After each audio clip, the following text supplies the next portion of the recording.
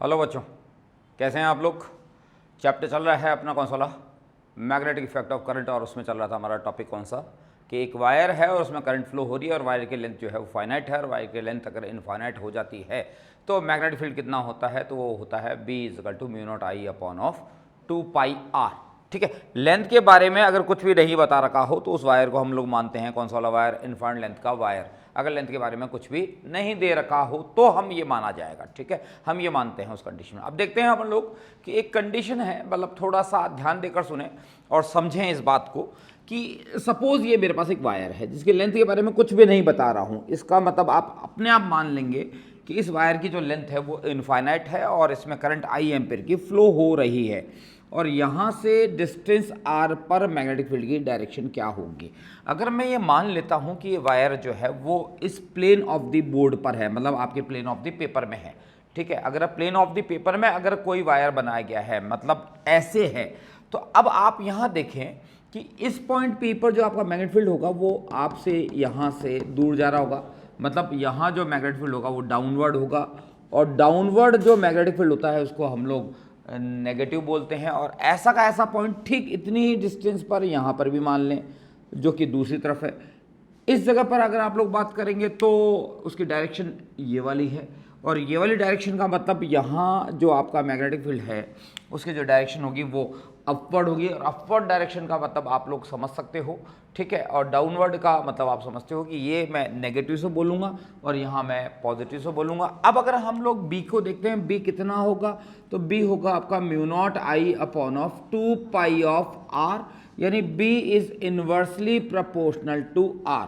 मतलब यहाँ से आप जैसे जैसे आगे जाएंगे आपका मैग्नेटिक फील्ड जो होगा वो लगातार कम होता जाएगा। लेकिन अगर आपको ये कह दिया जाए कि B का R के साथ में ग्राफ खींचें आप, और B का R के साथ में ग्राफ आपको केवल इस तरफ खींचना हो, सिर्फ इस तरफ, तब आप इस ग्राफ को बड़े आराम से कुछ इस अंदाज में लिख सकते हैं कि ये आपका R है साहब, यहाँ आपका B लिया गया है y एक्सिस पर और ये आपका B का R के साथ में वेरिएशन ऐसा है।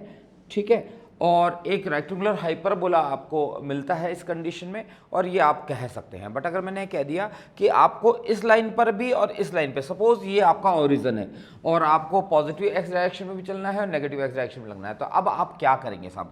अब आपका यहाँ वाला जो मैग्नेटिक फील्ड होता है, ये जो डाउनवर्ड मैग्नेटिक फील्ड होता है, इस कंडीशन में ये तो आपका नेगेटिव लिया जाएगा और यहाँ वाला जो होगा वो आपका पॉजिटिव लिया जाएगा। मतलब आपका जो ग्राफ बनेगा, अगर दोनों तरफ अगर हम लोग इस ग्राफ को प्लॉट करें तो ये ग्राफ आपका कुछ इस तरह से बनेगा। ये आपका B है, यहाँ आपका R है और यहाँ आपका R जो है वो नेगेटिव हो जाएगा। ये मेरा ओरिजिन है और यहाँ इस तरफ अगर मैं जाऊँगा तो मेरा B का R के साथ में जो ग्राफ बनेगा वो कुछ इस तरह से बनेगा।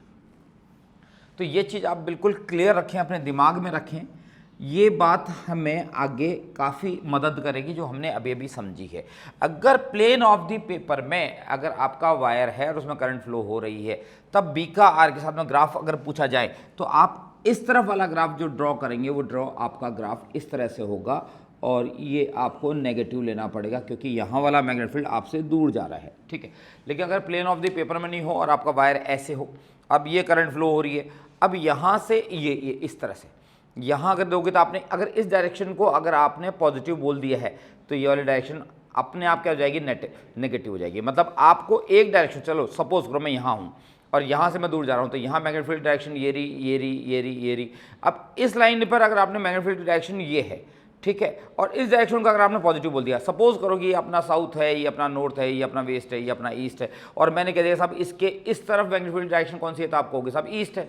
तो आपको इस तरफ जब जाओगे तो मैग्नेटिक फील्ड डायरेक्शन वेस्ट की तरफ जाएगी। तो एक बार अगर आपने इस डायरेक्शन को अगर पॉजिटिव बोल दिया है, इसको पॉजिटिव बोल दिया है, तो आपको ये डायरेक्शन अपने आप नेगेटिव लेनी पड़ेगी। इन बातों का आप स्पेशली ख्याल रखें। अच्छा, वेक्टर क्वांटिटी में अगर आपने एक बार किसी एक फिजिकल क्वांटिटी की डायरेक्शन को ये बता दिया कि ये पॉजिटिव है, तो उसके अपोजिट में जो भी डायरेक्शन आएगी उसको आपको बताना पड़ेगा नेगेटिव। और प्लेन ऑफ द पेपर के लिए तो लॉ है साहब, प्लेन ऑफ द पेपर के लिए बिल्कुल लॉ है साहब कि आप अगर ये कहते हैं कि प्लेन ऑफ द पेपर में अगर आपका वायर रखा हुआ है और डाउनवर्ड डायरेक्शन है तो वो आपको नेगेटिव ही बोलनी है और अपवर्ड डायरेक्शन है तो आपको उसको पॉजिटिव बोलना है। बट अगर एक वायर ऐसा हो मतलब उसमें करंट यूँ आ रही हो, यूँ आ रही हो, मतलब आप लोगों की तरफ करंट आ रही है, आप लोगों की तरफ करंट आ रही है, मतलब ये करंट यूँ आ रही है, मतलब ये वायर ऐसे रखा हुआ है यूँ, ठीक है।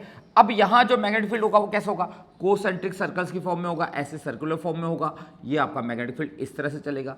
अब आपको ये कहा जाए कि सब ग्राफ आपको प्लॉट करना है बी का आर के साथ में। तो दोस्त ये डायरेक्शन अगर तुम पॉजिटिव ले चुके हो, ये डायरेक्शन अगर तुम पॉजिटिव लेते हो, तो ये जो डायरेक्शन तुम्हें लेनी पड़ेगी, ठीक है, मैग्नीट्यूड तो लगातार कम होता जा रहा है, बट ये जो डायरेक्शन आपको लेनी है, ये वाली डायरेक्शन अब इस कंडीशन में कैसे ले जाएगी, नेगेटिव ले जाएगी। मतलब आपका वायर अगर यो रख दिया मैंने, करंट आपकी तरफ आ रही है, अब आपने कह दिया सब ये वाली डायरेक्शन मैंने पॉजिटिव ले ली है, तो इस तरफ वाली जो डायरेक्शन जो यूँ जा रही है, ये वाली डायरेक्शन आपको कैसे लेनी होगी, नेगेटिव लेनी पड़ेगी। यानी इस चैप्टर के अंदर आपको इस चीज़ का ख्याल रखना है कि आपने घोषित कर दिया कि ये डायरेक्शन मैं पॉजिटिव मानता हूँ, तो जो दूसरी डायरेक्शन है ना, उस डायरेक्शन को अपन को कैसे लेनी है, वो लेनी है नेगेटिव। ठीक है, तो इस चीज़ का ख्याल रखेंगे। अभी अपन ग्राफ प्लॉट करेंगे जब बात करेंगे। ठीक है, देखिए साहब, इतिहास, हिस्ट्री अपने आप को रिपीट कर रही है, इतिहास अपने आप को बारंबार दोहरा रहा है। और कैसे दोहरा रहा है यहाँ देखिए, यहाँ एक मास m1 और m2 होता था आपके पास ग्रेविटेशन वाले चैप्टर में, और हम लोग कहते थे कि इन दोनों के बीच में वाला पॉइंट ढूंढो जहाँ पर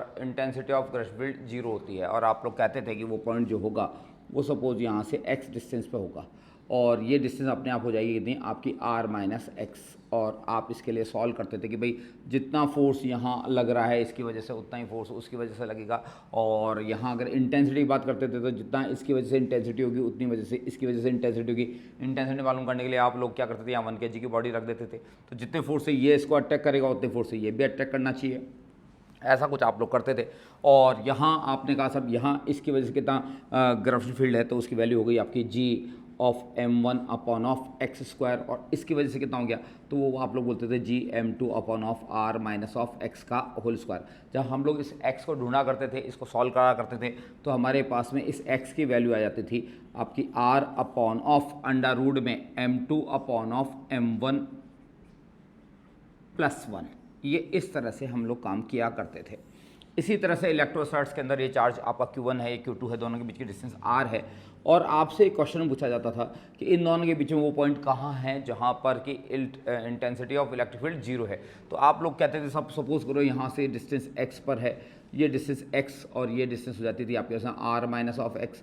इस डिस्टेंस को आप लोग कैसे ढूंढते थे, वो आपको बहुत अच्छे पता है कि जितना इलेक्ट्रिक फील्ड इसकी वजह से होगा उतना इलेक्ट्रिक फील्ड इसकी वजह से होगा, और उस x की वैल्यू भी आप लोग निकालते थे कि x इजकल टू हो गया आपका r अपॉन ऑफ डिस्टेंस चली गई है तो ये वाला चार्ज ऊपर आएगा, और ये वाला चार्ज जिससे डिस्टेंस लेके वो नीचे आएगा, और प्लस का 1।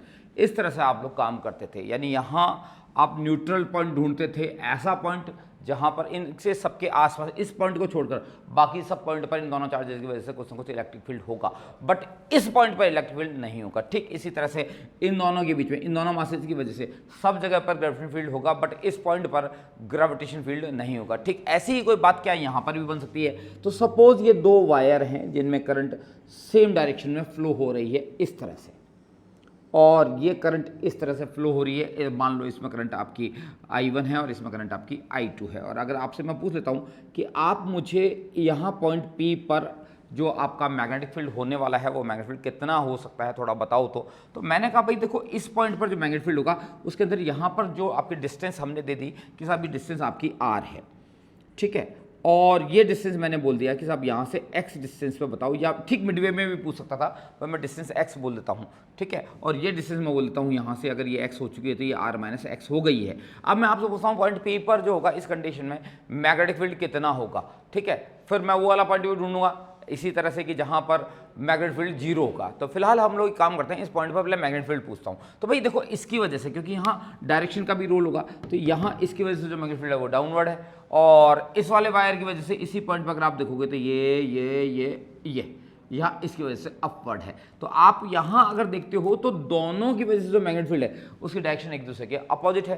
तो फाइनली आपका यहाँ मैग्नेटिक फील्ड क्या हो जाएगा, तो B इजकल टू हो जाएगा आपका B1 इस वायर की वजह से और B2 इसकी वजह से, क्योंकि B1 और B2 की डायरेक्शन यहाँ अपोजिट डायरेक्शन में, इसलिए टोटल ऑफ B हो जाएगा mu not of I1 upon of 2 pi of x minus का mu not of I2 upon of 2 pi of r minus of x। मतलब आप मेरी बात को समझने की कोशिश करें। यहाँ मैंने ये माइनस साइन क्यों लगाया है कि दोनों मैग्नेटिक फील्ड की डायरेक्शन एक दूसरे के अपोजिट है, ठीक है। और यहाँ वायर की लेंथ के बारे में मुझे कुछ भी नहीं बताया गया था। अब क्योंकि आपने वायर की लेंथ के बारे में मुझे कुछ भी नहीं दिया है तो मैं वायर को मानूंगा कौन सा वायर, इनफाइनाइट लेंथ का वायर। चलो इसी में एक क्वेश्चन और कर लेते हैं कि मान लो मैं आपको एक पॉइंट यहाँ देता हूँ, आपका ये पॉइंट Q है जो कि इस वाले वायर से x डिस्टेंस पर है, वायर नंबर 2 से डिस्टेंस x है, मैं अब इस p पॉइंट की बात नहीं करता हूँ, मैं q पॉइंट की बात करता हूँ, यानी bp तो आप लोग निकाल चुके हो, अब आप लोग bq निकाल देते हैं। bq इज इक्वल टू, देखते हैं क्या होता है साहब। तो इस पॉइंट q पर इस वायर के कारण मैग्नेटिक डायरेक्शन डाउनवर्ड है और इसके कारण भी डाउनवर्ड है, यानी आपको साफ साफ नजर आ रहा है कि दोनों की वजह से जो मैग्नेटिक फील्ड है उसकी डायरेक्शन डाउनवर्ड है। मतलब टोटल ऑफ bq जो हो जाएगा वो आपका b1 प्लस का b2 का, थोड़ा सा सावधानी से काम कर लेना, b of q is equal to b1 mu not of I1 upon of आपके यहां से इस वायर से वो उस पॉइंट की डिस्टेंस, तो वो आपके पास आ गई है, डिस्टेंस पूरी आ गई है 2 पाई और ये r प्लस एक्स। मतलब वायर नंबर 1 से उस पॉइंट Q की जो डिस्टेंस आ गई है वो नेट डिस्टेंस परपेंडिकुलर है, और परपेंडिकुलर डिस्टेंस जा रही है कितनी आपकी r प्लस एक्स, और साथ ही साथ में B2 की वजह से यानी नंबर 2 वायर की वजह से जो मैग्नेटिक फील्ड है वो mu naught of I2 upon of 2 pi of x ये होगा। और फाइनली इस मैग्नेटिक फील्ड की जो डायरेक्शन है वो जा रही है आपके पास है इस कंडीशन के लिए डाउनवर्ड, क्योंकि मैंने प्लेन ऑफ द पेपर में वायर को बनाया है, ठीक है। लेकिन अगर मैं मान लो आपसे पूछ लेता हूँ कि इस पॉइंट R पे आप क्या सोचते हो साहब, यहाँ से ये डिस्टेंस x ले लो तो आपका BR क्या होगा साहब, तो BR क्या होगा वो आप लोग निकाल लेते हैं। तो पहला इस वायर की वजह से मान लो मैग्नेटिक फील्ड ये है B1 और डायरेक्शन किधर की तरफ है साहब, ऊपर की तरफ। वायर नंबर 2 की वजह से भी R पॉइंट पर मैग्नेटिक फील्ड डायरेक्शन ऊपर की तरफ है, मतलब यहाँ टोटल मैग्नेटिक फील्ड हो जाएगा आपका अगेन B1 प्लस का B2, यानी आपका B of R is equal to हो जाएगा दोस्त mu not of I1 upon of 2 pi of x। इस बार इससे डिस्टेंस x जा रही है, लेकिन आपका जो नंबर 2 वायर है उसकी R पॉइंट से डिस्टेंस है वो आपकी होती है कितनी, mu naught of I2 upon of 2 pi, distance कितनी है उसकी R प्लस ऑफ x, ठीक है। तो ये आपका यहाँ मैग्नेटिक फील्ड हुआ। अब दोनों मैग्नेटिक फील्ड के अंदर अंतर है, यहाँ पर आपका I1 upon of R plus x था, यहाँ आपका I1 अपॉन 2 पाई एक्स है, ठीक है। अब जो आपका मैग्नेटिक फील्ड होगा उसमें सबसे बड़ा अंतर क्या बढ़ गया है, यहाँ B ऑफ Q को अगर आप देखते हो और B ऑफ R को देखते हो तो बड़ा अंतर क्या बढ़ रहा है कि B ऑफ Q की जो डायरेक्शन थी वो डाउनवर्ड थी और B ऑफ R की जो डायरेक्शन थी वो अपवर्ड थी। अंतर ये है, लेकिन इसके बीच में एक काम हो रहा है, ठीक है। यानी यहाँ पर अगर देखा जाए दोनों वायर के कारण तो डायरेक्शन यहाँ दोनों की सेम है, ठीक है। यानी इस पॉइंट पर ठीक है मैग्नेटिक फील्ड की डायरेक्शन डाउनवर्ड हो गई है दोनों की, लेकिन इस इलाके में मैग्नेटिक फील्ड कभी भी जीरो नहीं हो सकता। इसी तरह से इस वाले दोनों वायर के इस तरफ वाला जो हिस्सा है, ये वाला जो इलाका है, यहाँ पर भी मैग्नेटिक फील्ड कभी भी जीरो नहीं हो सकता है। अब कहाँ जीरो हो सकता है साहब, तो इन दोनों वायर के बीच में। मतलब क्यों हो सकता है जीरो, क्योंकि इस पॉइंट पर मैग्नेटिक फील्ड की डायरेक्शन डाउनवर्ड थी और इसके कारण आपके यहाँ इसी पॉइंट पर अपवर्ड थी। और अब मैग्नेटिक फील्ड कहाँ जीरो होगा, तो जहाँ पर दोनों वायर के कारण मैग्नेटिक फील्ड की वैल्यू मैग्नीट्यूड वाइज सेम हो और डायरेक्शन वाइज अपोजिट हो, यानी वो पॉइंट यहां हो सकता है। मान लो यहां पर मैग्नेटिक फील्ड जीरो है, अब यहां मैग्नेटिक फील्ड जीरो है, इसका मतलब आप क्या समझ रहे हो, जितना मैग्नेटिक फील्ड पहले वायर की वजह से है उतना ही मैग्नेटिक फील्ड दूसरे वायर की वजह से है, और दोनों जो है उनकी जो डायरेक्शन है वो एक दूसरे के अपोजिट है। मतलब आप समझें, अब मुझे यहाँ ये जो ग्रेविटेशन वाले चैप्टर में किया था, जो इलेक्ट्रोस्टैटिक्स वाले चैप्टर में किया था, वही काम मैं अब वापस कर रहा हूँ। और देखें इस बार क्या आने वाला है और कहां अंतर पड़ने वाला है इस प्रूफ के अंदर। देखिए साहब, अगर मैं कहता हूं कि P पॉइंट पर मैग्नेटिक फील्ड जीरो है दोनों वायर के बीच में, तो आपका रिलेशन हो जाएगा B इज इक्वल टू आपका जो है वहां पर जीरो लिया मैंने, तो यहां B कितना है साहब, तो यहां B है आपका B1 माइनस का B2, ठीक है। और B1 माइनस का B2 क्यों लिया कि पहले वायर कारण डाउनवर्ड था, दूसरे वायर कारण मैग्नेटिक फील्ड डायरेक्शन अपवर्ड है, यानी और B यहाँ कितना है साहब जीरो है।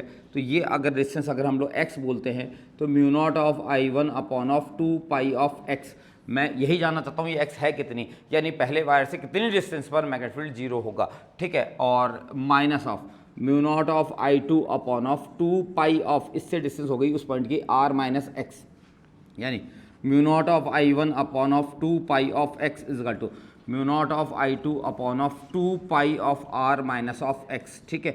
ये म्यू नॉट 2 पाई से ये कैंसिल हो गया भैया, तो आपके पास बच गया क्या, आपके पास बच गया I1 upon of x is equal to I2 upon of r minus x। बहुत कुछ कह रही है ये लाइन, ठीक है।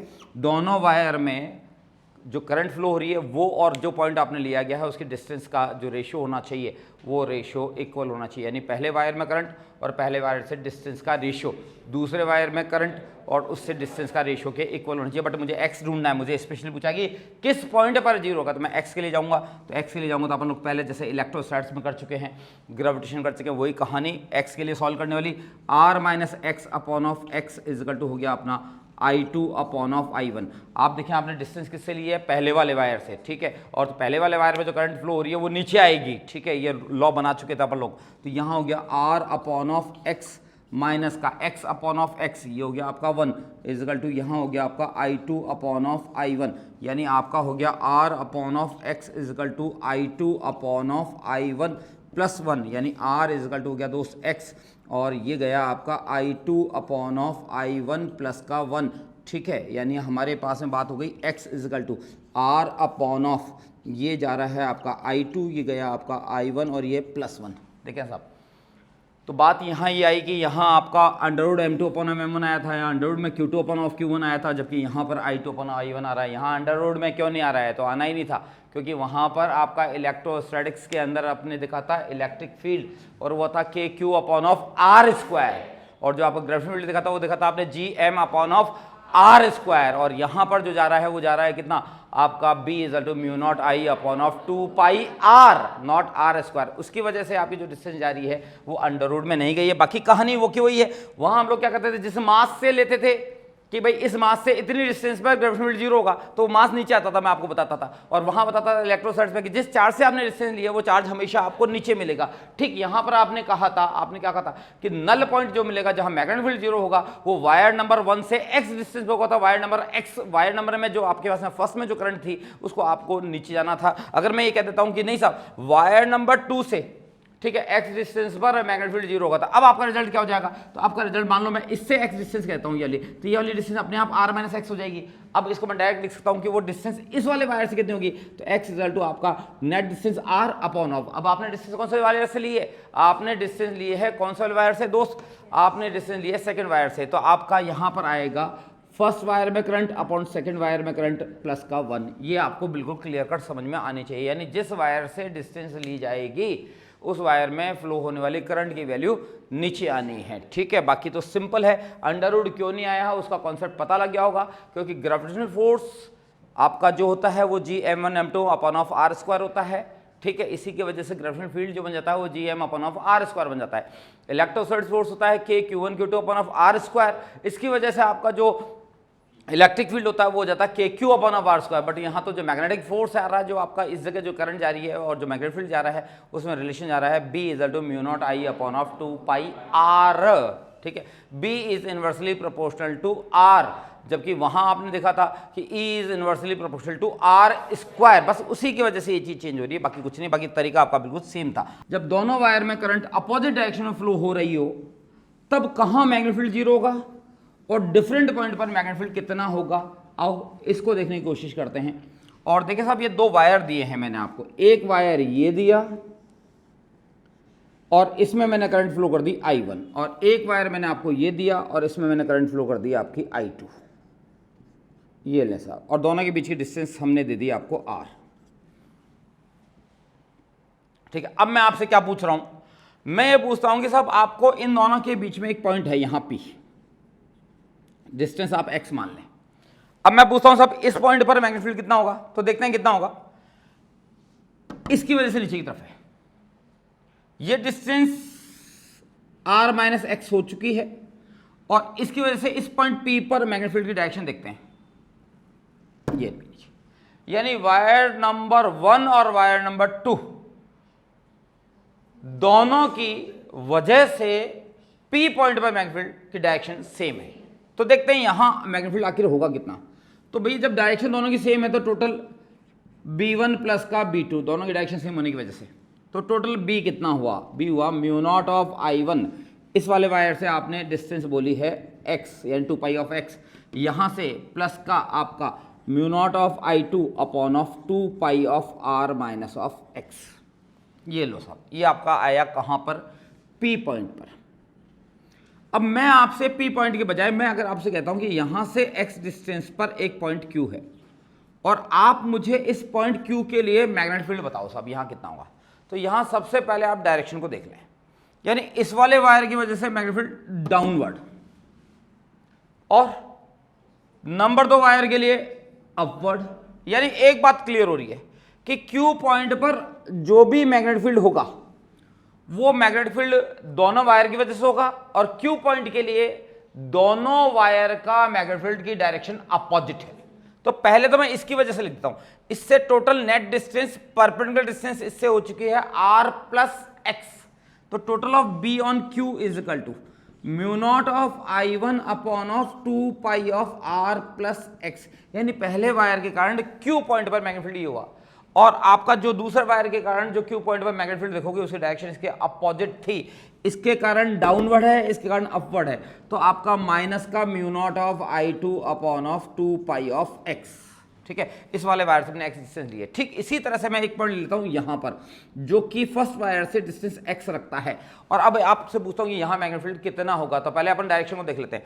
इस वाले वायर के कारण अपवर्ड और इस वाले वायर के कारण डाउनवर्ड। ठीक है, तो आपको यहां पता लगेगा कि आपका आर पॉइंट जो था वो भी ऐसा ही है जहां पर दोनों ही वायर के कारण मैग्नेटिक फील्ड की डायरेक्शन एक दूसरे के अपोजिट है। मतलब मैं आपसे ये चीज कहता हूं कि B इज इक्वल टू, यहां B ऑफ R क्या होगा, तो B ऑफ R होगा आपका अगेन B1 माइनस का B2, यानी आपका B of R is equal to होगा mu not of I1 upon of 2 pi of x minus का mu not of I2 upon of 2 pi of R plus of x। ये आपका magnetic field होगा इस point पर। अब आप अगर चाहे कुछ भी कोशिश कर लें, यहां पर आपको इस कंडीशन में पता लगता है कि इस वायर में अगर हम लोग इन दोनों वायर के बीच वाले प्लेस को देखते हैं तो इस वाले प्लेस में कहीं पर भी मैग्नेटिक फील्ड जीरो नहीं हो सकता। क्यों नहीं जीरो हो सकता है साहब? क्योंकि दोनों ही वायर के कारण मैग्नेटिक फील्ड की डायरेक्शन सेम है, इसलिए यहाँ जीरो नहीं हो सकता। अब जीरो कहाँ हो सकता है? या तो इस इलाके में हो सकता है या इस इलाके में हो सकता है। अब इस इलाके में केवल इसी पॉइंट पर होगा, ऐसा नहीं होगा। इस लाइन में यहाँ पर भी, यहाँ पर भी, यहाँ पर भी, कहीं पर भी हो सकता है, क्योंकि इनफाइनाइट लेंथ के वायर ले रहे हो आप लोग। इसी तरह से जब आप लोग ये दो वायर ले रहे थे, इसमें करंट यूं ली थी, इसमें करंट यूं ली थी, दोनों वायर में करंट सेम डायरेक्शन में थी, तो आप इस पॉइंट पे जब देख रहे थे कि इसकी वजह से मैग्नेटिक फील्ड डाउनवर्ड है, इसकी वजह से अपवर्ड है, तो केवल एक ही पॉइंट नहीं है यहाँ पर। ठीक है, एक ही पॉइंट नहीं है जहां मैग्नेटिक फील्ड जीरो होगा, बल्कि इसके आगे वाले इस पॉइंट पे भी होगा और इस पॉइंट पे भी जीरो होगा, इस पॉइंट पे जीरो होगा। अगर इन सब पॉइंट्स को अगर मैं मिला दूं तो इनका जो लोकस है ना, एक सी प्रॉपर्टी रखने वाले पॉइंट्स को लोकस कहते हैं। ठीक है, इनका जो लोकस होगा वो लोकस एक स्ट्रेट लाइन होगा, मतलब आपका ये ऐसे पॉइंट्स जहां पर मैग्नेटिक फील्ड जीरो होने वाला है इस कंडीशन में, वो कैसा होगा? वो एक स्ट्रेट लाइन बनेगी। ठीक इसी तरह से इसमें भी ऐसा ही होगा कि एक पॉइंट पर मैग्नेटिक फील्ड जीरो नहीं होता, इलेक्ट्रोस्टैट्स की तरह, ग्रेविटेशन की तरह, बट एक से ज्यादा पॉइंट पर इस दी गई कंडीशन में मैग्नेटिक फील्ड जीरो होगा, और वो उनका जो लोकस होगा, वो जो लोकस आप मिलाओगे वो बनेगा कैसा वाला? एक स्ट्रेट लाइन। यानी लोकस किसे कहते हैं? एक सी प्रॉपर्टी को रखने वाले बहुत सारे पॉइंट्स को मिलाने पर जो आकृति सामने आती है उसे कहते हैं लोकस। बचपन में किया होगा ना, अखबारों के अंदर आता था कि 1 से 100 तक आप पॉइंट्स को मिलाएं और उसके बाद में कोई चीज़ निकलती थी, तो कभी तो चिड़िया निकल जाती थी, कभी गिलहरी निकल जाती थी और कभी कुछ और चीज़ें निकल आती थी। बिल्कुल वैसा का वैसा ही है यहाँ पर भी,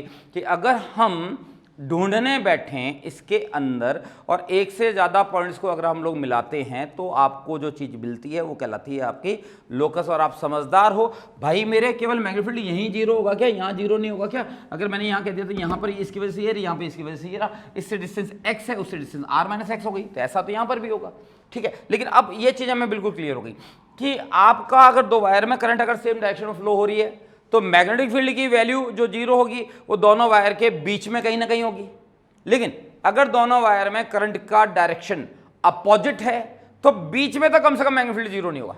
अब वो दोनों वायर के या तो लेफ्ट हैंड या दोनों वायर के राइट हैंड की तरफ आपका मैग्नेटिक फील्ड की जीरो होने की पॉसिबिलिटी बनती है। अब देखते हैं साहब, ऐसी कंडीशन में अगर पूछ ले हमसे कि साहब नल पॉइंट कहाँ मिलेगा, यानी ऐसा पॉइंट कहाँ मिलेगा जहां मैग्नेटिक फील्ड जीरो होगा, तो उसको हम किस तरह से करेंगे और कैसे सॉल्व करेंगे? देखिए साहब, आपके सामने दो वायर बनाए गए हैं और दोनों वायर एक दूसरे से डिस्टेंस r को मेंटेन रखते हुए एक दूसरे के पैरेलल हैं, बट कंडीशन ये है कि दोनों वायर में करंट अलग अलग डायरेक्शन में फ्लो हो रही है। इसमें ऊपर की तरफ जा रही है, मान लो इसमें नीचे की तरफ आ रही है। अब इसके इस इलाके में इसमें तो कहीं पे भी मैग्नेटिक फील्ड जीरो नहीं होगा। क्यों नहीं होगा? कि तुम्हारी वजह से भी नीचे की तरफ और हमारी वजह से नीचे की तरफ, यानी यहाँ तो मैग्नेटिक फील्ड एक दूसरे को कैंसिल नहीं करेंगे, यानी नल पॉइंट की संभावना इनके बीच में तो कहीं नहीं है। अब नल पॉइंट यहाँ मिल सकता है 1 मिनट के लिए, यहाँ कैसे मिल सकता है साहब? इस वायर कारण इस पॉइंट पर मैग्नेटिक फील्ड डाउनवर्ड हो सकता है और उसी पॉइंट पर इसकी वजह से अपवर्ड होगा, तो यहाँ जीरो हो सकता है। साथ ही साथ इस पॉइंट के बारे में क्या सोचते हो कि इस पॉइंट पर इसकी वजह से मैग्नेटिक फील्ड अपवर्ड और उसकी वजह से डाउनवर्ड, यानी आपका मैग्नेटिक फील्ड जीरो या तो इधर हो सकता है या उधर हो सकता है, दोनों तरफ नहीं हो सकता, दोनों में से किसी एक तरफ होगा, या तो यहां होगा या यहां होगा। अब कहां होगा ये मुझे ढूंढना है। तो इस कंडीशन में मैं अभी फिलहाल आपको कोई पोजीशन में बताने की मैं नहीं हूं कि इस तरफ जीरो होगा या इस तरफ जीरो होगा, बट जैसे ही मैंने कहा कि आपके अंदर इस वाले वायर में जो करंट फ्लो हो रही है I1 वो बड़ी है I2 से, यानी मैग्नीट्यूड वाइज I1 बड़ा है I2 से। अब मैं आपसे पूछता हूं कि अब आपका मैग्नेटिक फील्ड कहाँ जीरो हो सकता है, तो भाई यहां तो नहीं हो सकता, अब वो यही होगा, यहां क्यों होगा वो मैं समझा देता हूं।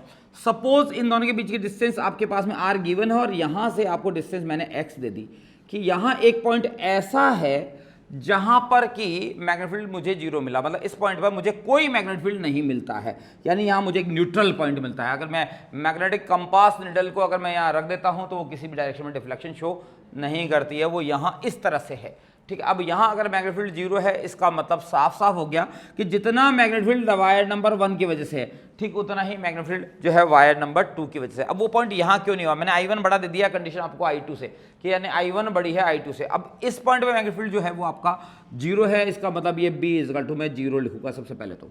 अब यहां आखिर इस पॉइंट पर मैग्नेटिक फील्ड है कितना, तो B इजकल टू हो गया आपका B1, इस वाले वायर की वजह से B1 है, इस वजह से आपका B2 है, तो B1 माइनस का B2 क्योंकि डायरेक्शन दोनों की अपोजिट है, ठीक है, यानी B1 माइनस का B2 लूंगा। अब इस वाले वायर की वजह से आपका ये मैं आपको जीरो बोल ही चुका हूं, ये हो गया आपका mu not of I1 upon of 2 pi of R plus x, यानी पहले वाले वायर की वजह से इस पॉइंट पर मैग्नेटिक फील्ड ये होगा, ठीक है। और इस वाले वायर की वजह से आपका माइनस का ये mu naught of I2 upon of 2 pi of x होगा।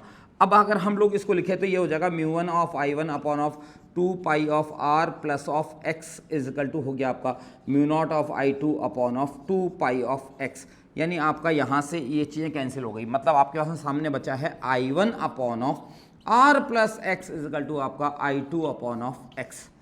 अब देखिए साहब, क्योंकि करंट की वैल्यू आपके पास I1 बड़ा दे रहा हूँ I2 से, ठीक है, तो अब ये बात बिल्कुल सही है कि आपका जो I1 और R प्लस एक्स का रेशियो जो है, यानी वायर में फ्लो होने वाली करंट और उस वायर की उस पॉइंट से डिस्टेंस का रेशियो, दूसरे वायर में फ्लो होने वाली करंट और उससे उस वायर की डिस्टेंस का रेशियो दोनों इक्वल होने चाहिए। अब मैंने कहा आपको, अगर मान लो मैं इसमें I1 बड़ा देता हूं I2, तो इसकी पॉसिबिलिटी है, मतलब I1 बड़ा था यानी इसका न्यूमरेटर बड़ा है इसके न्यूमरेटर से। अब इन दोनों चीजों को मुझे बराबर करना है, तो मैं क्या करूंगा, इसका डिनोमिनेटर बढ़ाकर और इसका डिनोमिनेटर को कम करके इनकी वैल्यूज को बराबर कर सकता हूं। तो ठीक है, अब हम कैसे बराबर कर रहे हैं इस चीज को क्लियर हो गया। ये कभी नहीं होता, ये इसके पास में कभी नहीं हो सकता। क्यों नहीं हो सकता कि आप ऑलरेडी पहले बोल चुके हो कि I1 बड़ा है किससे, I2 से, यानी I1 upon of x is equal to ये I2 upon of R plus x कर देने की कभी भी भूल मत कर देना। मतलब I1 बड़ा था किससे, I2 से, यानी इसका न्यूमरेटर बड़ा है, उसका आपका न्यूमरेटर छोटा है, और इसके अंदर आपको ये चीज जो है, यहाँ आपका x है, ये जो आपका x है ये x कम है, फिर भी इन दोनों का रेशो इन दोनों के रेशो के बराबर कभी भी नहीं हो सकता है। तो इस चीज़ का विशेष ख्याल रखा जाए, इस चीज़ का स्पेशली ध्यान रखा जाए कि आपको ये कंडीशन जो मिलनी चाहिए कि अगर आपको कहा दिया जाता है कि इस वायर में करंट ज़्यादा है, ठीक है, इस करंट का मैग्नीट्यूड ज़्यादा है, मतलब उससे ज़्यादा डिस्टेंस पर आपका उससे डिस्टेंस बढ़ाकर उसके मैग्नेटिक फील्ड को क्या करा जाएगा, डाइल्यूट किया जाएगा, और दूसरे वाले वायर के अंदर क्या होगा, जो करंट फ्लो हो रही है उसके पास में रखा जाएगा ताकि वो उसका मुकाबला कर पाए, ठीक है। और मैग्नेटिक फील्ड कहाँ जीरो होगा, जहां पर मैग्नेटिक फील्ड जीरो होने के जो चांसेस होते हैं कि जहां पर मैग्नेटिक फील्ड एक मैग्नेटिक फील्ड है एक वायर के द्वारा, ठीक है, वहीं पर उसी पॉइंट पर दूसरे वायर ने जो मैग्नेटिक फील्ड लगाया है वो उतना ही मैग्नेटिक फील्ड लगाए, बट उसकी डायरेक्शन कैसी हो, अपोजिट हो। मतलब नल पॉइंट वहीं मिलेगा जहां दोनों वायर का मैग्नेटिक फील्ड की डायरेक्शन एक दूसरे के अपोजिट हो। और एक बात ध्यान रखना, ध्यान से सुना इस बात को, यहाँ इस कंडीशन में हम अर्थ के मैग्नेटिक फील्ड को जीरो मान चुके हैं, यानी यहाँ पर हम अर्थ के मैग्नेटिक फील्ड को कंसिडर नहीं कर रहे हैं। बट ध्यान से सुना इस बात को, जब आप लोग क्वेश्चंस करोगे, बुक्स को सॉल्व करोगे, अच्छे जो मैं आपको क्वेश्चंस कराऊंगा उसमें हम लोग अर्थ के मैग्नेटिज्म को भी एक पार्टी बनाकर चलेंगे, उसको भी हम लोग ध्यान में लेके चलेंगे। लेकिन जब तक अर्थ के मैग्नेटिक फील्ड के बारे में वो खुद कुछ ना बोल दे अपने मुंह से, तब तक उसको मुंह लगाने की जरूरत नहीं है, मतलब उसके बारे में सोचने की जरूरत नहीं है। वो अगर कहता होगी अर्थ का मैग्नेटिक फील्ड यहाँ पर इतना है तो ही हम बात करेंगे। जैसे मैं आपको एक क्वेश्चन देता हूं, ठीक है, अब मैंने आपको क्वेश्चन क्या देना है मेरे बेड़ू, वो क्वेश्चन ये है, नल पॉइंट की अपन ने आपको खोज, चलो पहले तो इस काम को निपटा लेते हैं। तो हाँ जी, पहले अपन ये सब करने से पहले अपन एक काम कर लेते हैं, पहले तो अपन नल पॉइंट ढूंढ लेते हैं जिसके लिए अपन चले थे, फिर अपन आगे बात करेंगे अर्थ के मैग्नेटिक फील्ड को कंसिडर करते हुए क्या करेंगे। यहाँ देखिए साहब, आपका आ गया था I1 अपॉन ऑफ आपका x upon of I1 upon of R plus x equal to I2 upon of x, ये अपने पास आ चुका था। मतलब हम यहाँ से इस चीज़ को ले लेते हैं कि आपका ये R प्लस एक्स उधर भेज देता हूँ, इसको इधर ले आता हूँ, यानी आपका हो गया R plus of x upon of x is equal to, यानी मैंने इसको क्या किया, यहाँ ऊपर ले गया, इसको नीचे ले आया, यानी ये हो गया मेरे पास में I1 अपॉन ऑफ I2, यानी R upon of x plus of 1 is equal to हो गया दोस्त I1 अपॉन ऑफ I2, यानी R upon of X is equal to हो गया दोस्त I1 upon of I2 minus of 1, यानी R इजगल टू हो गया आपका X और ये आपका I1 upon of I2 minus of 1, यानी X इजगल टू हो गया दोस्त R अपॉन ऑफ ये I1 upon of I2 minus of 1। अब आप समझें इलेक्ट्रोस्टैटिक्स में हमने काम किया था, यहाँ एक चार्ज Q1 दिया था मैंने, यहाँ चार्ज Q2 दिया था, दोनों के बीच की डिस्टेंस R बोली गई थी और आपसे ये पूछा गया था कि इन दोनों के बीच में नल पॉइंट कहाँ होगा, मतलब इलेक्ट्रिक फील्ड कहाँ जीरो होगा। तो आप लोग इस तरह से करते थे कि आपका x इजकल टू आपका R upon of under root में, सपोज इससे डिस्टेंस x बोल रहा हूँ कि इससे x डिस्टेंस पर, तो आप करते थे कि Q2 upon of Q1 plus of 1। अब सपोज करो यहाँ चार्ज Q1 है, यहाँ चार्ज आपका माइनस का Q2 है और दोनों के बीच की डिस्टेंस R है।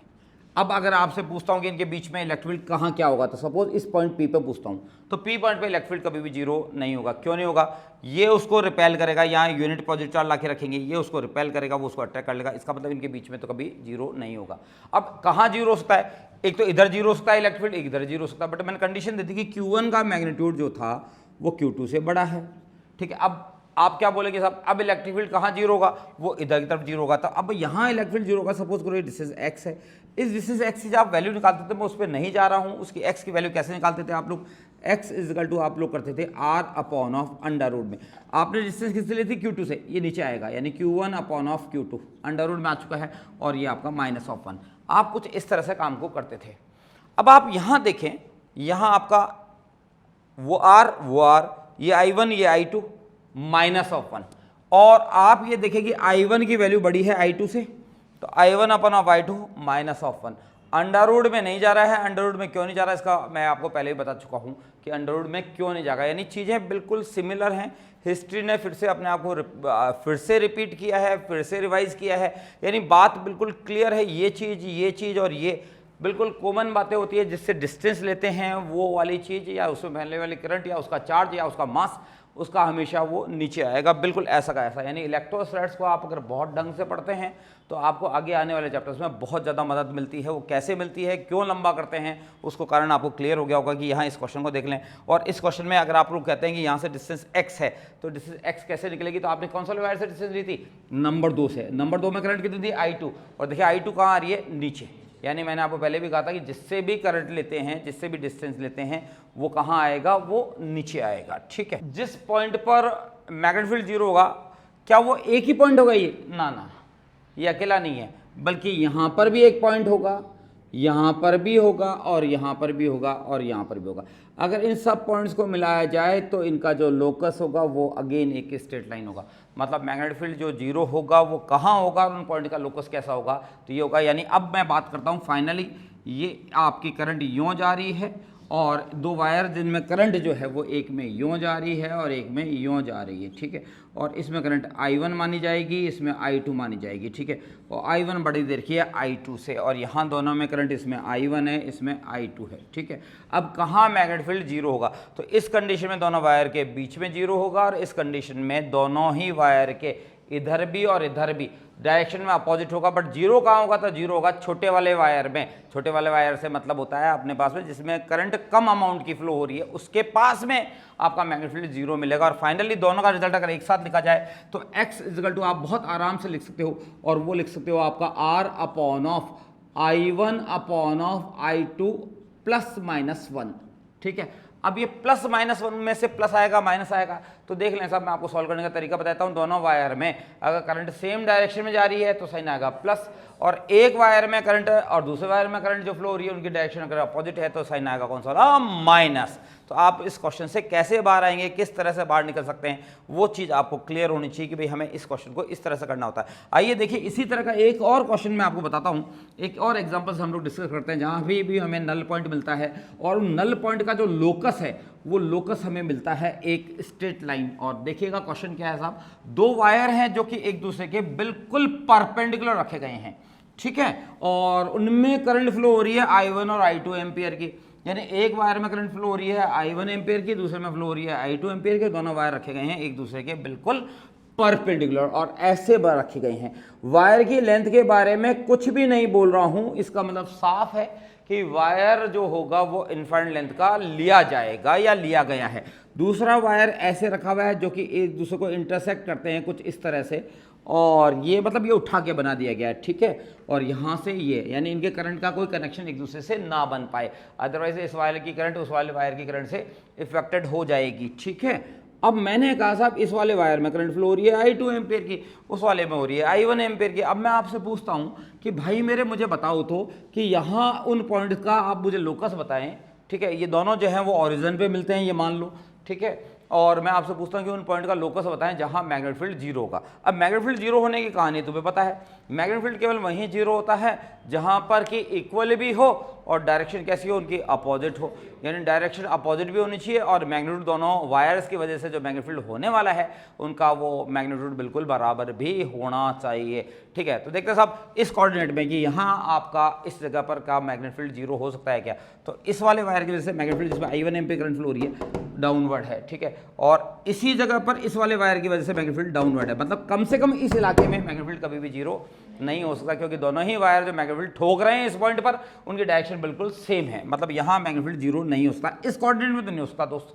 अब मैं देखता हूँ कि क्या यहाँ हो सकता है, तो इस जगह देखते हैं साहब यहाँ इसकी वजह से डाउनवर्ड है, लेकिन इस पॉइंट पे इसकी वजह से अपवर्ड है, मतलब पॉसिबिलिटीज हैं। कोई पॉइंट ऐसा मिलेगा यहाँ पर जहाँ पर दोनों के मैग्नेटिक फील्ड जो होंगे वो इक्वल इन अमाउंट होंगे और डायरेक्शन में तो अपोजिट दिख गए मुझे, कि यहाँ मुझे ऐसी पॉसिबिलिटी नजर आ रही है कि इस कोऑर्डिनेट के अंदर इसकी वजह से डाउनवर्ड है, इसकी वजह से अपवर्ड है, मतलब यहाँ मैग्नेटिक फील्ड जीरो होता है, यानी जिसको मैं ढूंढना चाह रहा हूँ वो एक तो मुझे इस इलाके में मिलेगा। देखते हैं इस जगह क्या हो रहा है साहब, यहाँ देखते हैं इसकी वजह से ऊपर की तरफ है, इसकी वजह से ऊपर की तरफ है, मतलब यहाँ पर भी मैग्नेटिक फील्ड तो जीरो नहीं होगा दोस्त। अब मैं देखता हूँ भाई कहाँ हो सकता है, इस वाले में देखता हूँ, चौथे कोऑर्डिनेट को और देख लेता हूँ, तो यहाँ देखता हूँ तो यहाँ इसकी वजह से डाउनवर्ड है और इसकी वजह से अपवर्ड है, मतलब यहाँ पर भी आपका मैग्नेटिक फील्ड जीरो हो सकता है। मतलब आपको मैग्नेटिक फील्ड कहाँ कहाँ जीरो मिल सकता है, एक तो इस इलाके में और एक इस इलाके में, मतलब इन दो जगह पे आपको जीरो मिल सकता है मैग्नेटिक फील्ड, ठीक है, यानी नल पॉइंट मिल सकते हैं। अब मुझसे क्या पूछ लिया गया है, लोकस पूछा उनका कि आपको उन पॉइंट का लोकस बताना है जहां पर कि मैग्नेटिक फील्ड जीरो होगा, ठीक है। यहां पर भी दो वायर दे रहा हूं मैं आपको, और इस कंडीशन में अगर हम लोग ये देखते हैं कि साहब कहाँ मैग्नेटिक फील्ड जीरो होगा, तो सपोज मैं कहता हूं ये पॉइंट पी पर है, मेरे हिसाब से मैग्नेटिक फील्ड जीरो हो सकता है। अब पॉइंट पी जो है वो वायर नंबर 2 से क्या डिस्टेंस रखता है साहब, ये डिस्टेंस रखता है, और ये डिस्टेंस कितनी है y, ठीक है, ये वाली डिस्टेंस कितनी होगी भाई, y डिस्टेंस होगी। और इसी पॉइंट P की आपकी इस वाले वायर से जो डिस्टेंस है वो कितनी बन रही है भैया, x बन रही है, यानी इस पॉइंट P के कोऑर्डिनेट x एंड y है, और मैंने ये मान लिया कि इस पॉइंट पर मैग्नेटिक फील्ड जीरो है। अब मैग्नेटिक फील्ड जीरो का मतलब ये होगा कि जितना मैग्नेटिक फील्ड इस वाले वायर की वजह से है, वायर नंबर 1 की वजह से, उतना ही मैग्नेटिक फील्ड वायर नंबर 2 की वजह से भी होगा। अब देखते हैं सब इसकी वजह से कितना मैग्नेटिक फील्ड है, भाई समझ में आ रही है बात। भाई यहाँ अगर मैग्नेटिक फील्ड अगर अपने को देखना है तो अब यहाँ मैग्नेटिक फील्ड अपने को देखते हैं कितना है, तो इस वाले वायर की वजह से है mu naught of I1 upon of 2 pi of x, ये डिस्टेंस से x है।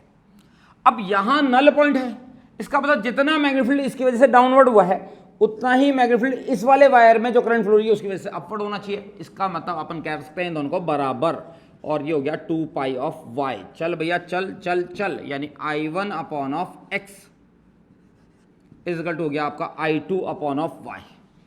मतलब आपकी बात आ रही है y upon of x is equal to I2 upon of I1, ठीक है, यानी y इजकल टू हो गया आपका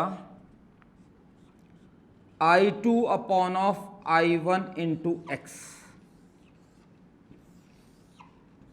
ये इक्वेशन जा रही है y इजकल टू mx को फॉलो करती हुई, ये इक्वेशन है स्ट्रेट लाइन की, मतलब दो वायर की वजह से मैग्नेटिक फील्ड जहां जीरो होगा उन पॉइंट्स का जो लोकस होगा वो हमेशा स्ट्रेट लाइन होगी, चाहे दोनों वायर ऐसे रख दिए जाएं, चाहे एक वायर में करंट उसके अपोजिट डायरेक्शन में कर दी जाए, चाहे दोनों वायर को एक दूसरे के, मैग्नेटिक फील्ड जो होगा वो आपका जीरो होगा और उन पॉइंट का जो लोकस होगा वो एक स्ट्रेट लाइन होगी। यहां बड़ी मजेदार बात है, ये जो इक्वेशन है, अभी मैं थोड़ा देर बाद में आपको कुछ बातें और भी बताऊंगा, ये जो इक्वेशन है ये स्ट्रेट लाइन की इक्वेशन है, और ये स्ट्रेट लाइन पास हो रही है कहां से, ओरिजिन से, और इसका स्लोप कितना है m, ये इसकी इक्वेशन है। देखो x इक्वल टू 0 रखने पे y इक्वल टू 0 आ गया, मतलब पॉइंट कौन सा आ गया, ये वाला।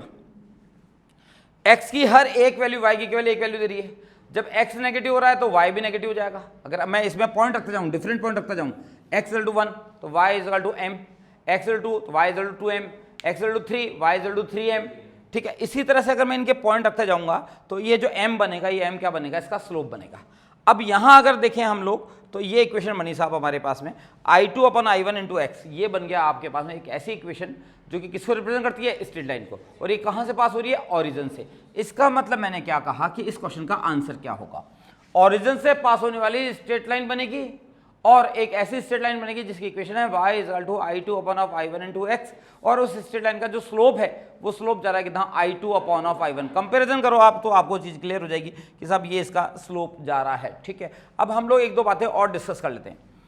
अगर आपको मैं इक्वेशन दूं y इक्वल टू 3x, मान लो ऐसे, ठीक है, y इक्वल टू 3x को अगर हम लोग ग्राफ में प्लॉट करें तो कैसे प्लॉट करेंगे।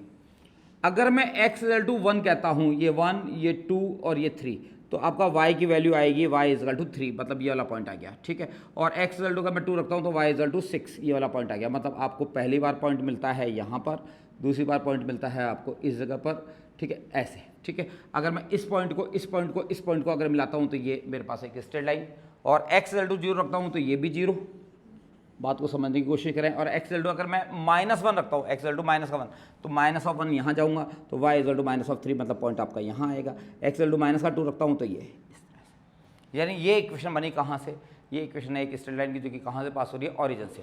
पर मान लो ये ऐसे होता, y equal to 3x plus 3 होता तो हम क्या करते। मान लो ऐसी कोई चीज़ होती है, y equal to 3x plus 3 होती है हमारे पास। अब देखते हैं कि क्या बनती है, ये किसकी इक्वेशन बनती है, x equal to 0, x equal to 0 पे अगर हम लोग देखते हैं तो y इक्वल टू 3, मतलब ये वाला पॉइंट आ गया मेरे पास, ठीक है। ये 3 है, ये आपका 6 है, ये आपका 9 है। x equal to 2, x equal to 2 पे y इक्वल टू आपका 6, यहाँ ये, मतलब आपका यहाँ पर x इक्वल टू 0 पे ये पॉइंट आया, और x इक्वल टू अगर आप लोग यहाँ 1 रखते हो 1 तो y इक्वल टू आपका 6 आ जाएगा, क्योंकि x इक्वल टू 1 रखो ना, तो ये आपका ये वाला पॉइंट आया। इसका मतलब यहाँ से ये हो जाएगा, और x इक्वल टू अगर आपने 2 रख दिया तो y इक्वल टू 9 आएगा, मतलब आपका इस पॉइंट पर ये वाला पॉइंट आ गया, तो ये इस तरह से जाएगा।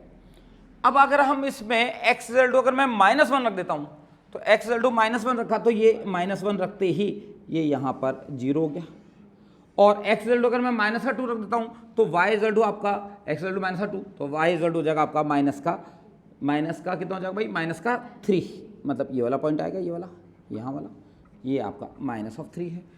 तो आप अगर देखेंगे तो अगर ये इक्वेशन है 3x प्लस 3, तो अगेन क्या मिल रही है, स्ट्रेट लाइन मिल रही है। स्लोप कितना है, पहले जितना ही 3 है, बट इस बार इसका इंटरसेक्शन कहाँ कट रहा है, y एक्सिस पे, मतलब ये ओरिजिन से पास नहीं हो रही है। मतलब अगर यही इक्वेशन होती, मान लो y इक्वल टू होती है आपके, मान लो 3x माइनस ऑफ 3, अब देखते हैं क्या बनता है साहब। तो x equal to 0, x equal to 0 रखते ही y इक्वल टू -3, मतलब ये वाला पॉइंट आता। x इक्वल टू 1 यहाँ पर था, ये 1 यहाँ था, तो x इक्वल टू 1 रखते पर y इक्वल टू 0 होता, मतलब आपके पास ये वाला पॉइंट आता। और x इक्वल टू अगर 2 रखता हूँ तो y इक्वल टू 3, मतलब ये वाला पॉइंट आता। अगर मैं इन पॉइंट्स को मिलाता हूँ तो अगेन स्ट्रेट लाइन आती है। देखो तीनों लाइनों को देखो, ये जो तीनों लाइनें हैं, ये तीनों लाइनें एक दूसरे के पैरेलल जा रही हैं, और पैरेलल क्यों जा रही है, इसका मतलब तीनों का स्लोप सेम होना चाहिए। तो मैंने आपके साथ 3 लाइनें खींची हैं, y equal to 3x, y equal to 3x plus 3 और y equal to 3x minus of 3। तीनों के अंदर आप एक चीज देखें, ये एक ऐसी स्ट्रेट लाइन की इक्वेशन है जिसका स्लोप 3 है और ओरिजिन से पास होती है। ये एक ऐसी इक्वेशन है जो कि आपके पास में जो आपका ओरिजिन है उससे पास नहीं होती, उसका स्लोप 3 है, बट उसका इंटरसेक्शन कहाँ कट रहा है, पॉजिटिव y पर। और एक जो नीचे वाली जो लिखी हुई है, ये जो बनाई गई है, ये एक ऐसी स्ट्रेट लाइन की इक्वेशन है जिसका स्लोप तो आज भी 3 है, बट ये आपका ओरिजिन से पास नहीं हो रही है, और इसका जो इंटरसेक्शन कटता है वो कहाँ कट रहा है, वो नेगेटिव y पर कट रहा है। तो ये चीज़ें आपको बिल्कुल क्लियर होनी चाहिए। यानी y इक्वल टू अगर आपके पास में लिखा हुआ है mx, मतलब आप साफ कह देंगे स्ट्रेट लाइन की इक्वेशन है, ओरिजिन से पास होती है, स्लोप m रखती है। और y इक्वल टू अगर आपको गिवन है mx प्लस माइनस c, तो आपको समझ आना है कि इक्वेशन जो बनने वाली है वो बनने वाली तो कौन सी वाली है, स्ट्रेट लाइन की बनने वाली है। स्लोप इसका m है, बट इसका जो इंटरसेक्शन है वो आपका प्लस y एक्सिस या माइनस का y एक्सिस पे कट रहा है, और वो ओरिजिन से पास नहीं हो रही है। ऐसी ही कुछ बातें और भी कर लेते हैं जो कि जरूरी है, हमारे आगे बहुत ज़्यादा काम आएंगी।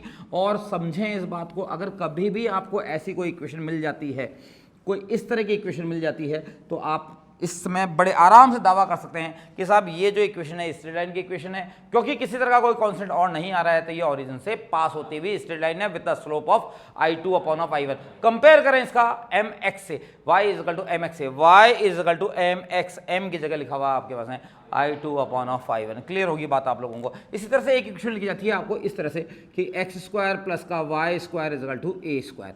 बात को समझें, एक्स स्क्वायर प्लस का Y square is equal to A square. यहाँ पर एक्स मेन फिजिकल क्वांटिटी है, वाई डिपेंडेंट क्वांटिटी है, बट दोनों क्वांटिटी का स्क्वायर का सम अगर एक कांस्टेंट के स्क्वायर के बराबर हो, मतलब एक वेरिएबल और एक आपके पास में जो आपकी क्वांटिटी आ रही है, मतलब वो मेन क्वांटिटी और एक डिपेंडेंट क्वांटिटी। यहाँ डिपेंडेंट क्वांटिटी कौन सी हो गई, वाई, यहाँ मेन क्वांटिटी कौन सी है, एक्स। तो आपकी जो मेन फिजिकल क्वांटिटी का स्क्वायर प्लस का डिपेंडेंट क्वांटिटी का होल स्क्वायर अगर एक कांस्टेंट का स्क्वायर होता है हमेशा, तो इस समय जो आपका इक्वेशन बनेगी वो हमेशा सर्कल की इक्वेशन बनेगी। और आप देखें ये आपका x square upon of A square plus का ये वाई स्क्वायर अपॉन ऑफ ये ए स्क्वायर इज इक्वल टू 1। यानी आप उसको ऐसे भी लिख सकते हो, जितना इंटरसेक्शन एक्स एक्सिस पे कट रहा है ठीक उतना ही इंटरसेक्शन अगर वाई एक्सिस भी कटता हो, तो ये जो इक्वेशन कहलाती है दोस्त, ऐसी जो इक्वेशन होती है, ये ऐसी इक्वेशन होती है हमेशा सर्कल की। और ये सर्कल ऐसे बनता है बिडू, ऐसे, ठीक है। यानी वाई एक्सिस पे जो चीज़ लिखी जा रही है वो ये, और एक्स एक्सिस जो चीज़ लिखी जा रही है उसका स्क्वायर और उनका सम जो होगा अगर वो कोई कांस्टेंट के स्क्वायर के बराबर हो, यानी यहाँ y लिख रहा हूँ, यहाँ x लिख रहा हूँ, यानी इसका स्क्वायर प्लस इसके स्क्वायर को अगर हम लोग ऐड करते हैं और वो दोनों के स्क्वायर को ऐड करने पर हमेशा एक कांस्टेंट का स्क्वायर आता है, तो वो बनता है कौन सा वाला, सर्कल। यानी यहाँ काटा गया इंटरसेक्शन ये y एक्सिस पर और ये x एक्सिस पर, ये अगर बराबर है तो ये चीज़ बनेगी। लेकिन अगर इसी में अगर कभी ऐसी इक्वेशन दे दी जाए, ऐसी कोई आकृति दिखे, तो हम लोग बोलते हैं साहब इलिप्स है, यानी इन आकृतियों को हम लोग बोलते हैं दोस्त कौन सी वाली, इलिप्स बोलते हैं। और इलिप्स क्या होता है भाई, इलिप्स के अंदर क्या अंतर है सर्कल से, अगर इस सर्कल के ऊपर से थोड़ा दबा दिया जाए तो ये वाला शेप बन जाएगा, यूँ दबा दिया जाए तो ये वाला शेप बन जाएगा। बट इस चीज़ में आप एक अंतर देख रहे हो, अंतर क्या देख रहे हो कि यहाँ जो इंटरसेक्शन काटा गया है एक्स एक्सिस और वाई एक्सिस पर बराबर नहीं है, और यहाँ पर जो इंटरसेक्शन काटा जा रहा है यहाँ और यहाँ बराबर नहीं है। अगर ये इंटरसेक्शन बराबर होता है तो सर्कल बनता है, और इंटरसेक्शन अगर बराबर नहीं होता है तो एलिप्स बनता है। मतलब अगर मैं इस चीज़ को लिख देता हूँ यहाँ पर के ए स्क्वायर, यानी अगर आपके पास यही इक्वेशन लिखी हुई है एक्स स्क्वायर प्लस का वाई स्क्वायर, ठीक है, और x square upon of A square plus का वाई स्क्वायर अपॉन ऑफ के स्क्वायर इज इक्वल टू 1 लिखा हुआ है। अब मैंने आपको यहाँ क्या बताया साहब, क्या पहचान बताइए आपको कि यहाँ पर वाई एक्सिस में जो चीज़ लिखी गई है उसका स्क्वायर है, प्लस एक्स एक्सिस जो चीज़ लिखी है उसका स्क्वायर है, लेकिन इंटरसेक्शन दोनों एक्सिस में जो काटा गया वो बराबर नहीं कट रहा है, तो ये इक्वेशन कहलाती है कौन सी वाली, वो इक्वेशन कहलाती है कौन सी वाली, इलिप्स की। लेकिन अगर k इक्वल टू 1 हो जाए, इसी इक्वेशन में अगर k इक्वल टू 1 दे दूँ, k इक्वल टू अगर 1 बन गया आपका, तो k इक्वल टू 1 बनते ही आपके पास जो इक्वेशन चली जाएगी वो कहाँ चली जाएगी, वो इक्वेशन चली जाएगी किस पे, सर्कल पे। आपका k इक्वल टू 1 रखो आप, के इक्वल टू 1 रखोगे तो ऊपर वाली इक्वेशन आ जाएगी। ऊपर वाली इक्वेशन को थोड़ा सा सॉल्व करो, तो इसको सॉल्व करोगे तो इसको मल्टीप्लाई बाय 1 माना जा सकता है, यानी x square upon of A square plus का Y square upon of A square equal to 1 का स्क्वायर। मतलब बात को समझें, अब यहाँ जितना इंटरसेक्शन एक्स एक्सिस पे कट रहा है उतना इंटरसेक्शन वाई एक्सिस पे कट रहा है, तो यहाँ इक्वेशन किसकी बनती है, सर्कल की बन रही है। ये चीज़ें आपको क्लियर कट समझ में आनी चाहिए, मतलब आपको पहचान में आना चाहिए कि क्या बनने वाला है। ऐसा हम लोग एसएचएम में करते थे 11th क्लास के अंदर, जब हम लोग ग्राफ खींचते थे in between v and x, यानी कि डिस्प्लेसमेंट और वेलोसिटी के बीच में ग्राफ खींचते थे तो बनता था एक इलिप्स। और इलिप्स का एक बहुत स्पेशल केस जब कि आपका ओमेगा इज इक्वल टू 1 हो जाता था, उस समय हम बोलते थे सब सर्कल बनेगा, और omega is less than to 1 और omega is greater than to 1 के बारे में हम लोग लंबी चौड़ी बातें करते थे। वो जब एसएचएम आएगा जब डिस्कस करेंगे, बट आपको मैं अभी से ही पहचान के चलवाता हूँ कि ये चीज़ें ऐसे होती हैं। ठीक इसी तरह से हमारे पास एक चीज़ है कि जब हम लोग ग्राफ खींचते थे in between acceleration and velocity, यानी एक्सेलरेशन और वेलोसिटी एसएचएम वाले चैप्टर में जब ग्राफ खींचा जाता था तब भी बनता था इलिप्स, और उस इलिप्स के अंदर स्पेशल केस बनते थे omega is less than to 1, omega is greater than 1 और omega is equal to 1। Omega is equal to 1 के लिए एफ और वी के बीच में, मतलब एक्सेलरेशन और वेलोसिटी के बीच में जो ग्राफ बनता था वो ग्राफ बनता था एक आपका सर्कल। लेकिन आपका ओमेगा ग्रेटर देन 1 होता था, ओमेगा लेस देन 1 होता था, उसमें बनता था एक इलिप्स। यानी कहने का मतलब एक्स एक्सिस और वाई एक्सिस पे जो इंटरसेक्शन करते हैं, अगर वो काटे गए इंटरसेक्शन दोनों बराबर हैं तो सर्कल बनेगा। मतलब एक्स स्क्वायर अपॉन ऑफ आपका जो भी चीज़ लिखी जा रही है वही चीज़ अगर वाई स्क्वायर के नीचे लिखी जा रही हो तो आपका बनेगा सर्कल, और अगर ये इंटरसेक्शन अगर अलग अलग कट रहा है तो बनेगा कौन सा वाली चीज़, इलिप्स। और इसी तरह से एक और चीज़ है, अगर कभी इक्वेशन ऐसी लिखाई दे देवे कि y square is equal to 4 of a x यानी y square is proportional to x नजर आता हो तो आपका यहां जो इक्वेशन बनेगी, ये इक्वेशन बनती है यहां अभी तो फिलहाल बनेगी आपके कौन सी वाली, स्ट्रेट लाइन बनेगी, वाई स्क्वायर और एक्स के बीच में ग्राफ खींचा जाएगा। बट आपका ये जो इक्वेशन है, ये जो पूरी इक्वेशन है, वो पूरी इक्वेशन जा रही है किसके बीच में, वो इक्वेशन जा रही है पैराबोला की, यानी इक्वेशन है पैराबोला का, यानी वाई और एक्स के बीच में ग्राफ खींचा जाएगा तो पैराबोला बनेगा। वाई और एक्स बोल रहा हूं मैं, Y square is proportional to X है तो वाई स्क्वायर का एक्स के साथ में अगर ग्राफ खींचा जाएगा, वाई स्क्वायर का एक्स के साथ में ग्राफ खींचा जाएगा तो दोस्त स्ट्रेट लाइन बनेगा। But graph in between Y and proportional to root X, तो वाई का रूट एक्स के साथ में ग्राफ खींचूंगा इसी रिलेशन से, तब भी आपका बनेगा कौन सा लाइन, स्ट्रेट लाइन, यानी आपका वाई और रूट एक्स के साथ में ग्राफ के साथ बनेगा स्ट्रेट लाइन। लेकिन वाई और एक्स के बीच में कोई रिलेशन नहीं है, रिलेशन है कौन सा, y square is equal to 4ax, direct relation नहीं है, डायरेक्ट रिलेशन नहीं है। आपने कहा y square is proportional to x, straight line बनेगा, y is proportional to root x, straight line बनेगा। बट मैं ग्राफ खींच रहा हूं, ग्राफ पूछ रहा हूं किसके बीच में, ग्राफ खींचिए वाई एंड एक्स के बीच में, तो वाई और एक्स के बीच में आपका जब ग्राफ खींचने बैठोगे तो यहां लिया आपने वाई और यहां लिया आपने एक्स, तो अब ग्राफ बनेगा पैराबोला। ग्राफ कैसा बनेगा, बायोलॉजी के बच्चों को स्पेशली बता देता हूं, अगर ऐसी कंडीशन में अगर आपको इनके बीच में ग्राफ खींचना है in between Y and X, तो आपका ग्राफ हमेशा स्लोप लेगा, झुकेगा हमेशा की तरफ एक्स की तरफ, यानी सिंगल पावर की तरफ झुकाना है आपको, सिंगल पावर की तरफ झुकाओगे तो आपका ये ग्राफ बनेगा। और ऐसे ग्राफ हमने काफी ज्यादा पूछे जाते हैं। सिंपल पेंडुलम का टाइम पीरियड का फॉर्मूला होता है T equal to pi under root में एल बाई जी, यानी T equal to pi under root में एल बाई जी। अगर मैं पूछता हूं आपका T is proportional to root L, बिल्कुल साहब ठीक है, T is proportional to root L, यानी टी का रूट एल के साथ में ग्राफ स्ट्रेट लाइन बनेगा। T square is proportional to L अगर पूछा जाए तो टी स्क्वायर का एल के साथ में स्ट्रेट लाइन बनेगी। लेकिन अगर इसी कंडीशन में पूछ लेता हूं ग्राफ किसके बीच में, ग्राफ पूछ लेता हूं टी और एल के बीच में, तो टी और एल के बीच में कोई डायरेक्ट रिलेशन नहीं था, बट अगर हम लोग इस रिलेशन को डेवलप करें तो ये रिलेशन बनेगा T square is equal to 4 pi square of L by जी, यानी आपको यहां पर एक इक्वेशन मिलेगी किसकी, पैराबोला की। लेकिन वो पैराबोला कब बनेगा, जबकि आप ग्राफ खींचोगे टी और एल के बीच में, और टी और एल के बीच में ग्राफ खींचोगे तो पैराबोला बनेगा। पैराबोला किधर झुकेगा, सिंगल पावर की तरफ, तो सिंगल पावर किसकी है, एल की, ठीक है। तो जो सिंगल पावर होगी उसकी तरफ झुकता हुआ आपको ग्राफ बनाना है। स्पेशली नीट के बच्चे इस बात पर ध्यान दें। कोई इक्वेशन ऐसी लिखी हो, इस फॉर्म में लिखी हो, वाई इक्वल टू mx, किसकी इक्वेशन होगी, स्ट्रेट लाइन की, कहां से पास होगी, ओरिजिन से। स्लोप क्या है, m, Y equal to mx plus C, again equation straight line की है, पास कहां से होगी, ओरिजिन से तो नहीं होगी, ठीक है। कहां इंटरसेक्शन काट रही है, पॉजिटिव वाई एक्सिस पर।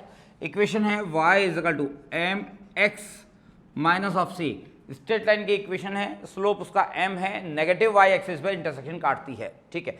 और अगर कभी इक्वेशन लिखी हुई है ऐसी Y square is equal to k of x, तो आपको समझ जाना है इक्वेशन किसकी बनेगी, पैराबोला की, यानी ये इक्वेशन किसकी है दोस्त, पैराबोला की। और वाई स्क्वायर का x के साथ ग्राफ स्ट्रेट लाइन होगा, y का रूट x के साथ में ग्राफ स्ट्रेट लाइन होगा, but graph in between y and x, y और x के बीच में जो ग्राफ खींचोगे वो ग्राफ बनेगा पैराबोला। एक ये चीज क्लियर होनी चाहिए। फिर एक इस तरह से एक्स स्क्वायर प्लस का Y square is equal to A square, इसको लिख देंगे एक्स स्क्वायर प्लस का Y square upon of A square upon of A square is equal to 1, यानी ऐसे लिखा हुआ हो, मतलब किसकी इक्वेशन है, सर्कल की, क्योंकि जितना इंटरसेक्शन एक्स एक्सिस पे कट रहा है उतना ही वाई एक्सिस पे कट रहा है। अगर इंटरसेक्शन बराबर कट रहा हो तो हम लोग कहते हैं कौन सी चीज़ कि साहब आपका यहाँ सर्कल बनेगा, जहाँ इस सर्कल की रेडियस कितनी है a, लेकिन अगर इंटरसेक्शन अगर नहीं कट रहा हो और बराबर नहीं कट रहा हो, मतलब आपको ऐसा ऐसे लिखा हो x square upon of A square is equal two plus का वाई स्क्वायर अपॉन ऑफ के ए स्क्वायर इज इक्वल टू 1, अगर ऐसा लिखा हुआ हो तो आपको यहाँ साफ साफ दिख रहा है कि यहाँ पर जो इंटरसेक्शन कट रहा है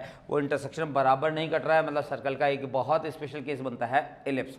तो इलिप्स की और सर्कल में कैसे डिफरेंस निकालोगे, कैसे डिफरेंस करोगे, कैसे पता लगेगा कि इक्वेशन कौन सी बनने वाली है, ग्राफ कौन सा बनेगा, वो ग्राफ की पहचान ऐसे की जाती है, ठीक है। तो बहुत कर ली साहब हमने इधर दाएं बाएं की बात, आओ बात करते हैं वापस अपने मैग्नेटिक इफेक्ट ऑफ करंट की, ठीक है। टॉपिक चल रहा है हमारा वायर का, और टॉपिक वायर में ही हम एक दो बातें और करने वाले हैं, ठीक है। और बात ये रही कि मेरे पास एक वायर था साहब, ऐसे ये वायर यहाँ से यूं है और ये इस तरह से जा रहा है, इसमें करंट ये जा रही है, ठीक है।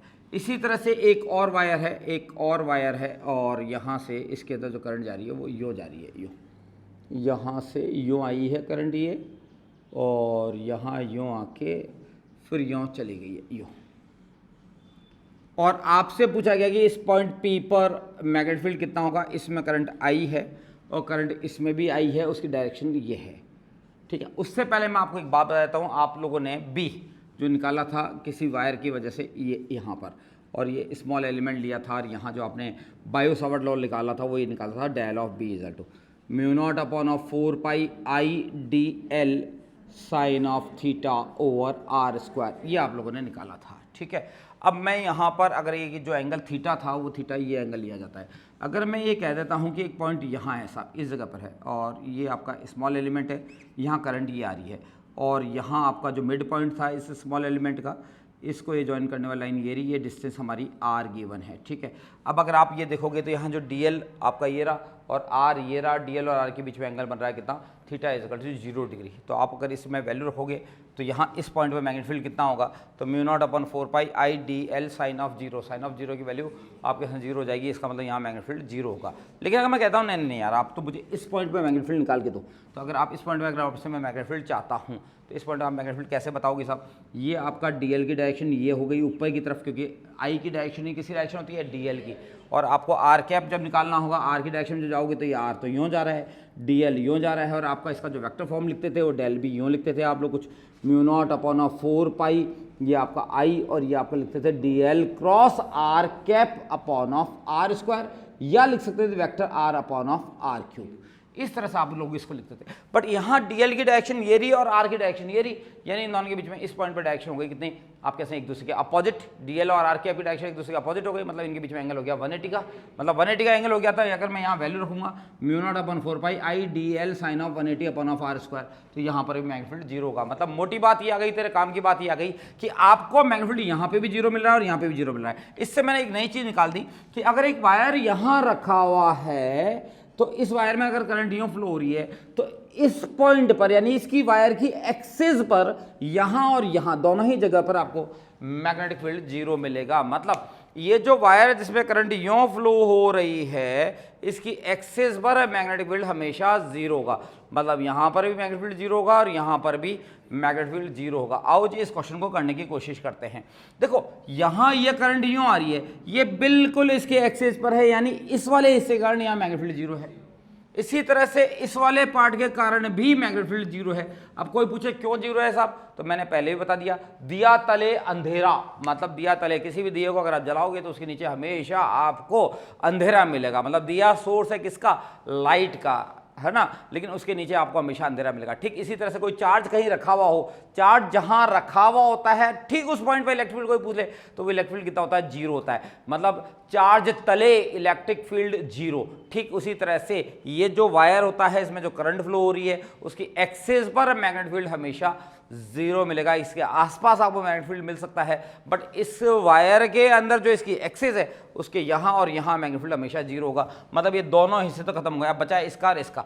अब मैं आपको एक बात बताता हूँ कि अगर एक वायर है और इस वायर की लेंथ के बारे में कुछ भी नहीं बता रहा हूँ मैं आपको, इसका मतलब ये है कि इनफाइनाइट लेंथ का वायर है, और यहाँ पर अगर आप मैग्नेटिक फील्ड देखोगे इसकी वजह से, तो इसकी वजह से यहाँ पर मैग्नेटिक फील्ड किधर की तरफ गया, तो ऊपर की तरफ, यानी इसकी तरफ से ऊपर की तरफ जा रहा है। ठीक है, और इससे डिस्टेंस जो है मैं मान लेता हूँ कितना, d है।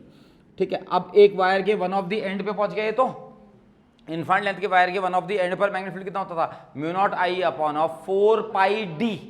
और इसकी वजह से देखते हैं, तो इसकी वजह से देखेंगे तो यहाँ इसकी वजह से नीचे की तरफ हो गया, मतलब इसकी वजह से आपका मैग्नेटिक फील्ड ऊपर की तरफ है। ठीक उतनी ही डिस्टेंस पे ये भी दी गई है, इसकी वजह से मैग्नेटिक फील्ड कितने की तरफ है, इसकी तरफ आपके पास में देखोगे तो इसका नीचे की तरफ, इसकी वजह से ऊपर की तरफ, यानी आपका B इजकल टू हो गया mu naught I upon of 4 pi D पहले वायर की वजह से, और इस वाले वायर की वजह से हो गया वापस माइनस का mu naught I upon of 4 pi D equal to 0। अगर मैं इसमें कंडीशन ये कर देता हूँ कि इसमें करंट को मैं यूँ फ्लो कर देता हूँ, यूँ, अब देखते हैं कितना होता है साहब।